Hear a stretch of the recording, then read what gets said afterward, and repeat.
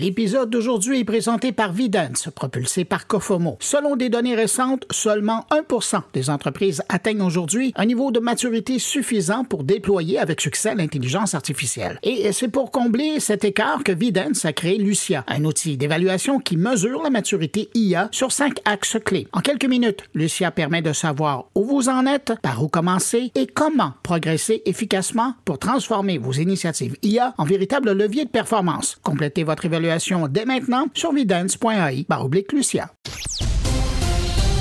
C'est l'édition du lundi 20 octobre. ByteDance, l'éditeur de TikTok, étend discrètement son empreinte mondiale en matière d'intelligence artificielle avec son robot conversationnel Sisi, version internationale de son application chinoise Dubao, déjà utilisée par plus de 157 millions de personnes. L'entreprise investit présentement dans la publicité et de la collaboration avec des influenceurs au Royaume-Uni, au Mexique et en Indonésie. ByteDance y rivalise avec OpenAI et Google.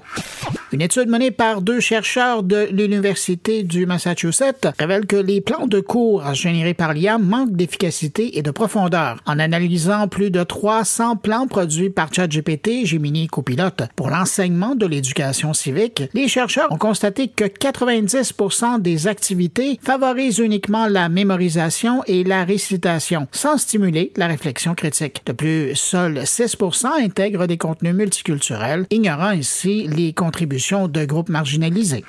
Parlant d'éducation, Microsoft, OpenAI et Anthropic investissent massivement pour former des enseignants américains à l'intelligence artificielle en versant des millions à la fondation AFT pour créer des centres de formation, notamment à New York, pour former plus de 400 000 enseignants d'ici 2029. Ces collaborations visent à préparer les professeurs et leurs élèves à l'ère de l'IA, mais soulèvent de l'inquiétude quant à l'influence des géants du numérique dans l'éducation.